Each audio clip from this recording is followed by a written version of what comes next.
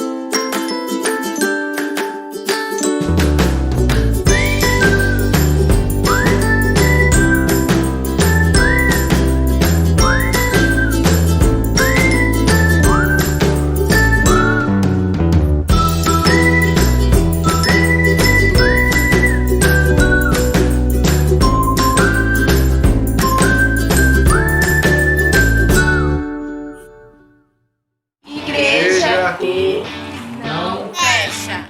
Igreja que ora. Igreja que não fecha. Igreja que Ora. igreja que Não fecha. igreja Que ora. que não fecha. Igreja que Deus me escolheu.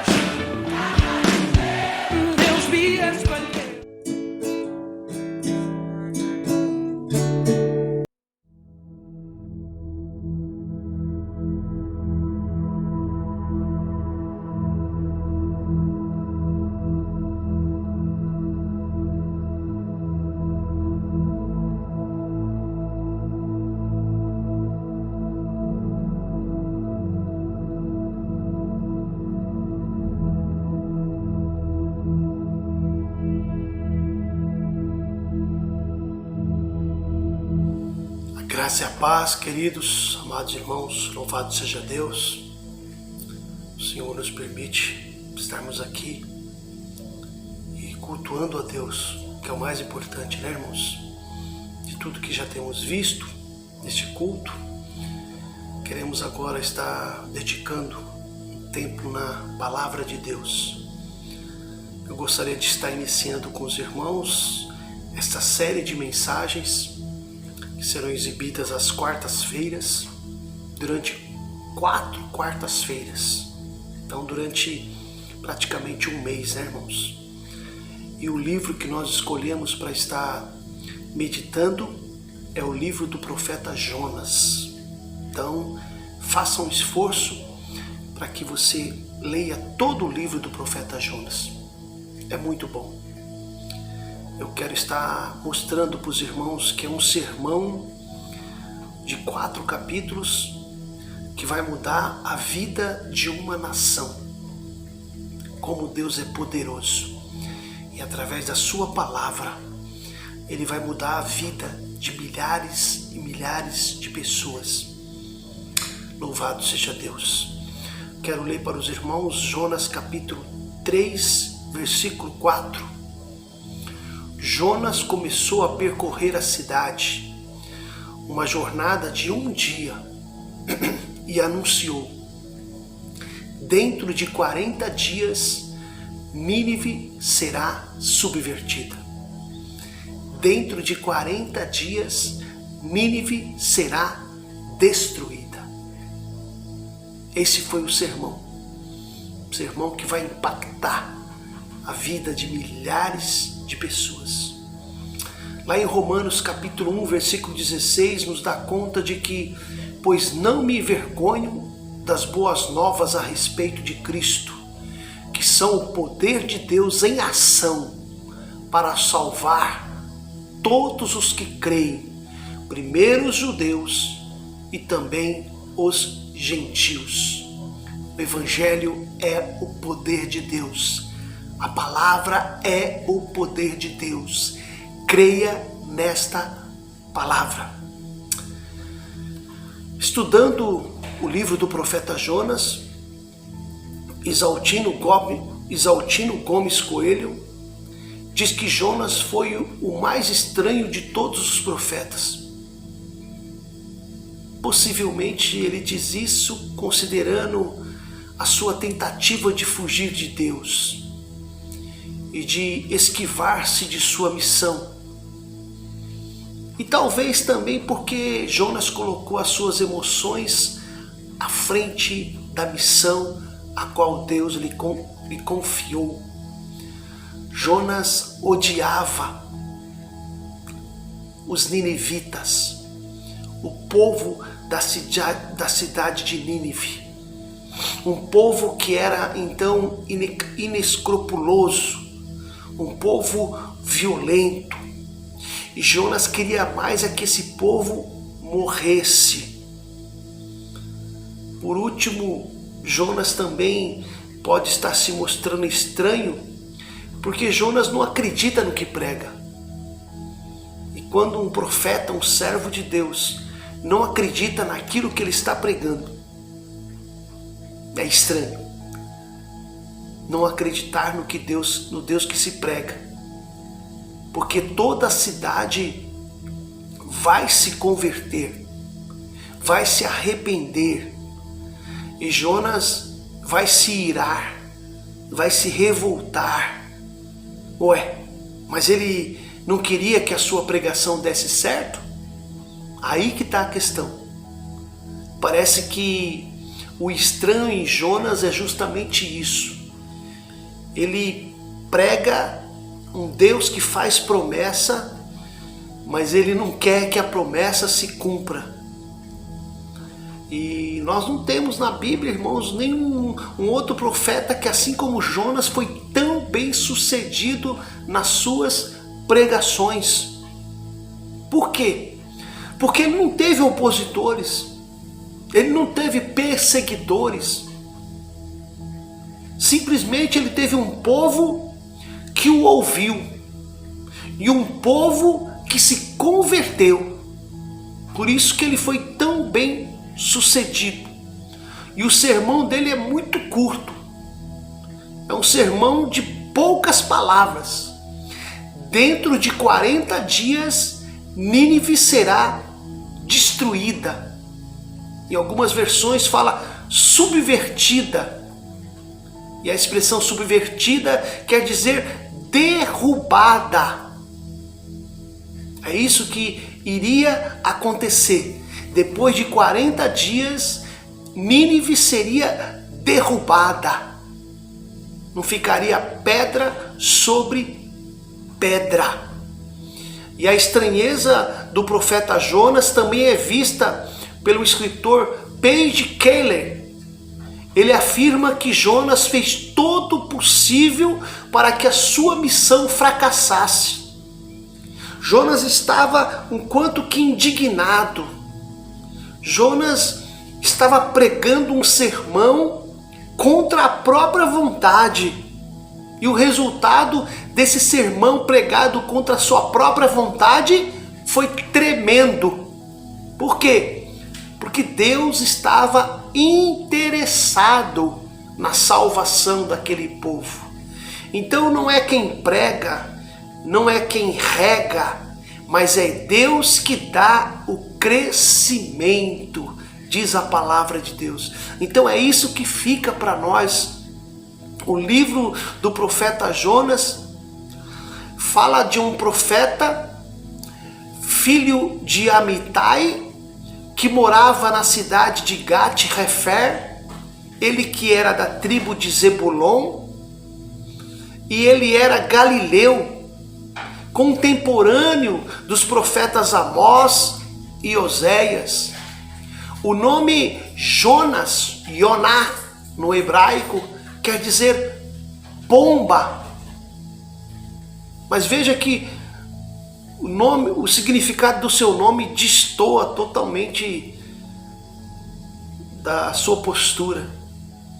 Longe de ser um profeta pacífico, aí se mostra ser um profeta que está em guerra contra Deus. É um pregador que deseja ver não a paz das pessoas, mas sim a morte. É um pregador que deseja não ver a salvação dos seus ouvintes, mas sim a perdição.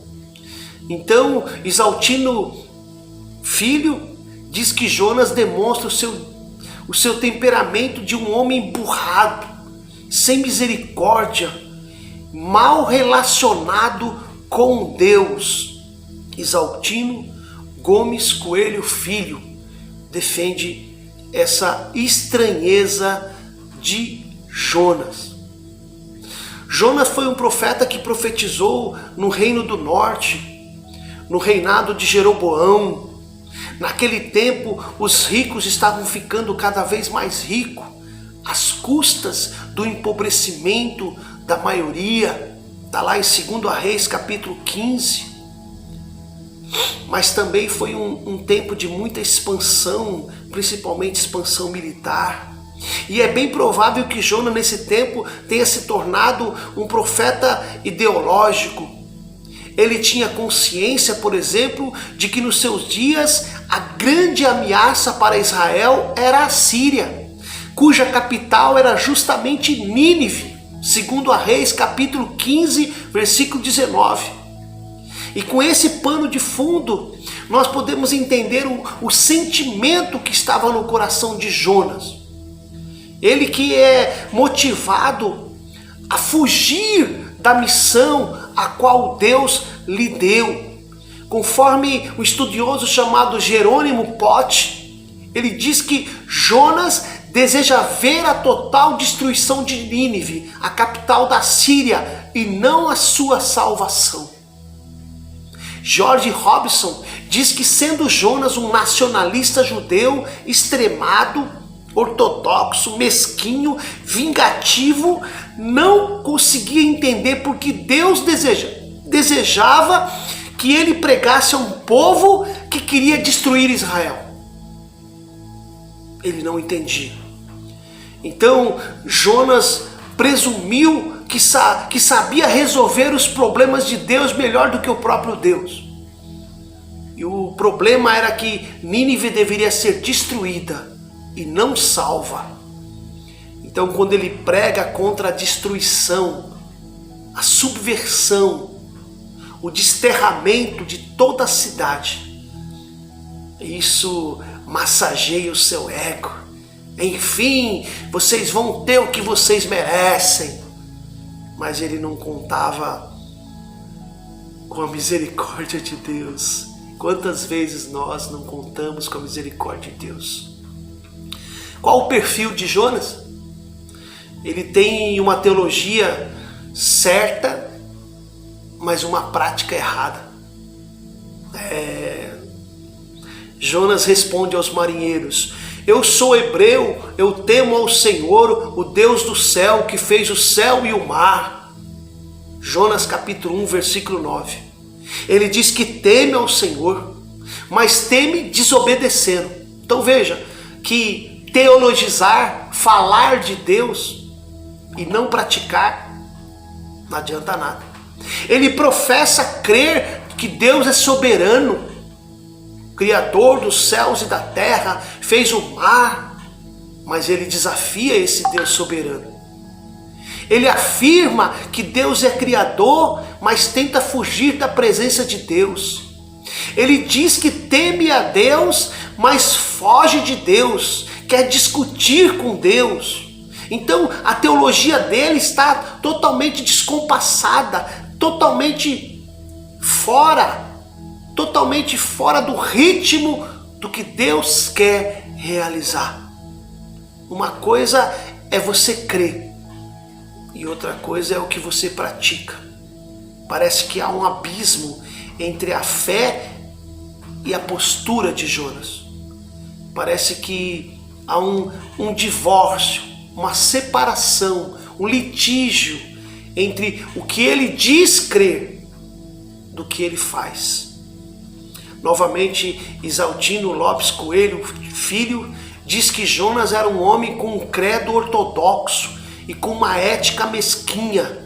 Ele sabia lidar com a Bíblia de memória, pois a sua oração no capítulo 2 está repleta de citações sobre os salmos. Ele sabia as escrituras, mas não se importava nem um pouco com as pessoas. De que adianta saber a Bíblia de cor e salteado, mas não ter um pingo de amor pelas pessoas? Sua queixa contra Deus é que Deus é misericordioso. Olha, até onde se sabe, Jonas foi a única pessoa que reclamou da bondade de Deus, irmãos. Reclamou da bondade, da misericórdia de Deus. Esse é o perfil de Jonas. Jonas faz a obra de Deus, mas faz com uma motivação errada, irmãos. Por quê? Porque Jonas é como o irmão mais velho do filho pródigo. Ele obedece por obrigação e não por amor. Sua obediência não é voluntária. Sua obediência é uma obrigação empurrada. Ele prega, mas sem amor. Ele espera não a salvação, mas a condenação dos seus ouvintes. Ele chora de tristeza porque os ninivitas recebem a misericórdia em vez do juízo de Deus. Ele chora porque ele vê um povo sendo perdoado ao invés de ser destruído. E por fim, ele quer morrer porque os ninivitas receberam a salvação. Mas também ele é um profeta romântico. Ele tem piedade de uma planta que ele não plantou, que ele não cultivou, mas não tem compaixão de mais de 100.000 pessoas. Veja só, ali no capítulo 4, versículo 11. Jonas, ele é muito cheio de si. Parece que ele quer até mudar como Deus deve pensar em relação aos outros. Ele espera que Deus se arrependa da sua misericórdia, em vez de arrepender-se da dureza do coração dele. Muitas vezes nós temos que olhar para nós, irmãos. Ele tem uma mentalidade de um judeu exclusivista, que Deus é só para eles. E ele não está nem um pouco interessado em aumentar a multidão de pessoas que vão para o céu. Mas não é esse o pensamento de Deus. O grande estudioso chamado Desmond Alexander diz que Deus teve compaixão de Nínive, mas destruiu a planta. Jonas, por sua vez, teve compaixão da planta, mas exigiu a destruição de Nínive. Jonas queria misericórdia para si, mas justiça para os seus inimigos. Porém, não é isso que a gente vai ver no seu livro. Deus é soberano, sua justiça é totalmente imparcial e sua misericórdia pode alcançar qualquer pessoa. É isso que a gente vê no livro de Jonas. Vale a pena ler o livro de Jonas e nos deparar com esses fatos. Outra coisa importante no perfil de Jonas. Jonas quer receber as bênçãos, mas não quer ser bênção na vida das pessoas. Ele quer sim ser um provocador de tempestade. Ele quer sim ver as pessoas indo de mal a pior. As pessoas que eu digo, os seus inimigos ferrenhos, que eram os ninivitas. Eles querem as bênçãos para si e o juízo para os outros. Novamente, Isaltino Coelho diz que o homem que deveria ser uma bênção para o mundo estava se tornando uma maldição por causa da sua insensibilidade. Um profeta insensível. Crentes, irmãos, de coração duro são uma maldição para o mundo, irmãos, porque não estão abertos a fazer o que Deus quer. Isso é um outro evangelho. Isso não é o evangelho que Jesus mandou a gente pregar, não. Um evangelho que está centralizado nas pessoas, no ser humano. Isso é um evangelho que só quer as bênçãos para si. Um evangelho egoísta. Isso aí é mascatear a fé, irmãos. Não quer que os outros recebam as coisas boas. Antes de receber as bênçãos, precisamos nós ser bênçãos, assim como Deus disse para Abraão lá em Gênesis capítulo 12. Jonas prefere morrer a se arrepender. outra coisa ligada ao seu perfil. Ele não tem medo da morte. Ele tem medo de Deus. Medo de Deus salvar os seus inimigos. É isso que ele tem medo. Mas de morrer ele não tem medo não. Ele prefere ser jogado ao mar, a humilhar-se diante de Deus e tomar o caminho da obediência. Porque foi isso que ele fez. E mesmo depois de ter passado pela dolorosa experiência de ser tragado por um peixe, ele não mudou. Ele continua insensível. Jonas, o fugitivo. Ele continua fugindo de Deus, irmãos. Por que Jonas fugiu? Eu quero comentar com você 5 respostas a essa pergunta que foram dadas por Charles Fernberg. 5 respostas. Por que Jonas fugiu? Ao invés de fazer a missão que Deus lhe deu. Primeiro, por causa do arrependimento e a consequente sobrevivência de Nínive. Ele desconfiava que podia acontecer isso. Segundo, ele temia que a conversão dos gentios tomasse o lugar do privilégio de Israel como povo escolhido. Sabe aquela história do bolo?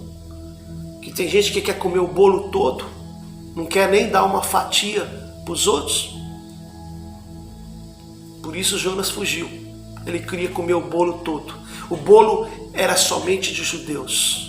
Terceiro, o fanatismo religioso dele não vai permitir que ele se alegre de Deus revelar sua graça a um povo inimigo, um povo pagão.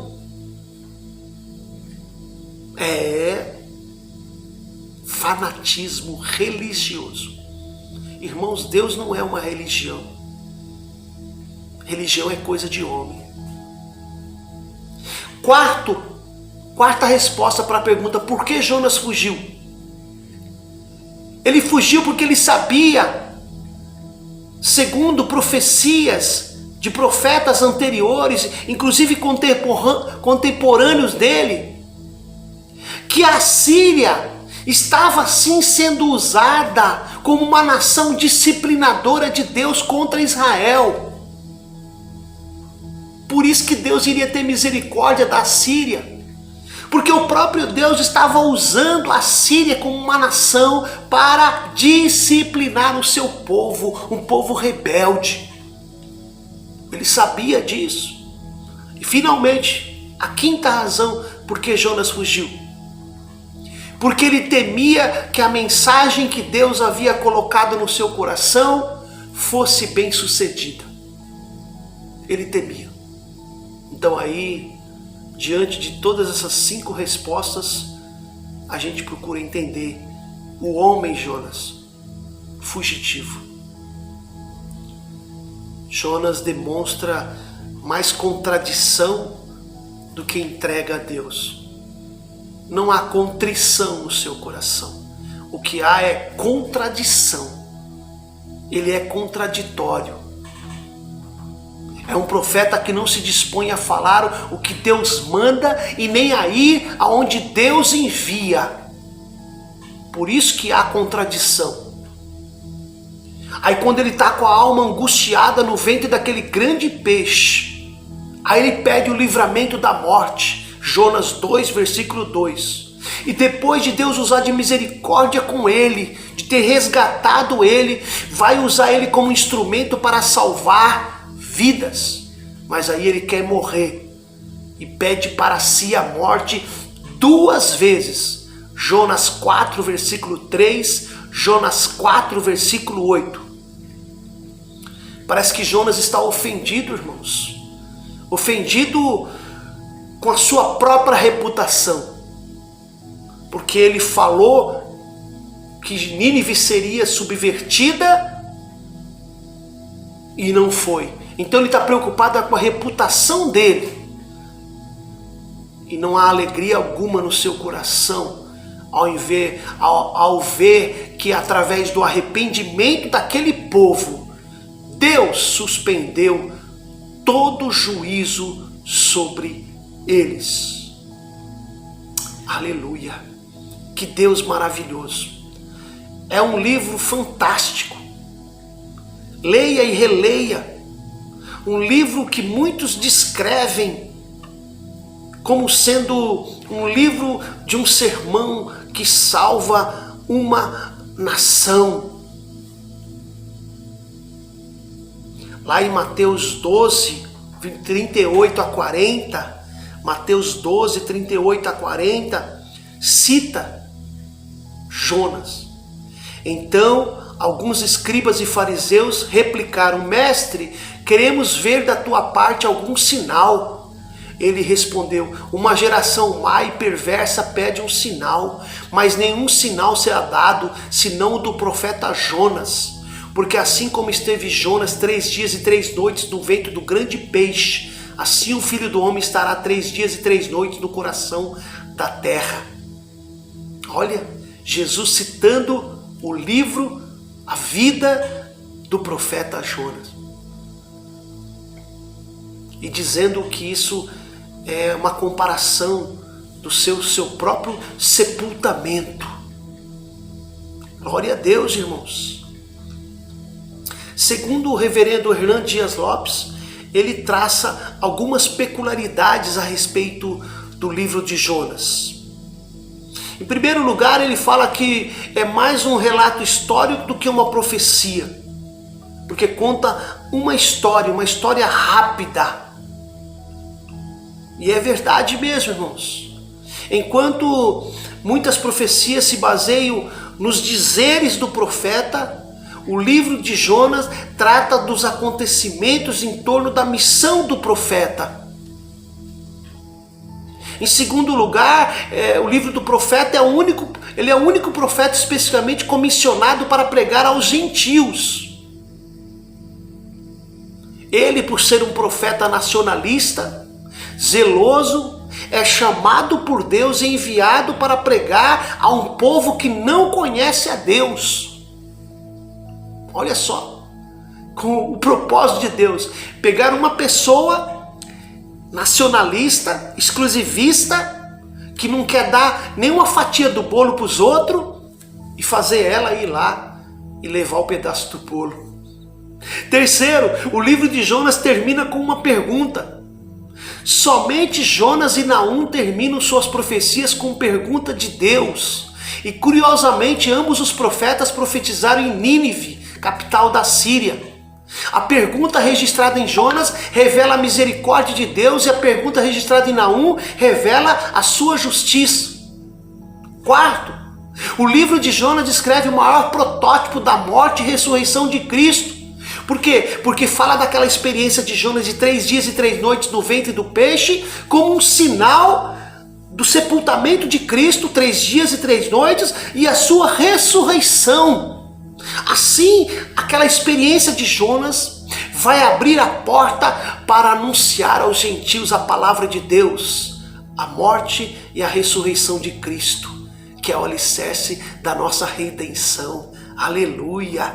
Oh, glória a Deus!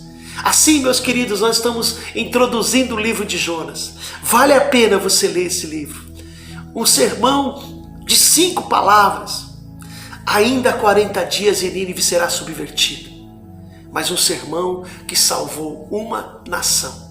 Deus abençoe a sua vida. Nós nos encontramos no nosso próximo estudo, na próxima quarta-feira, com a parte 2 da série sobre Jonas.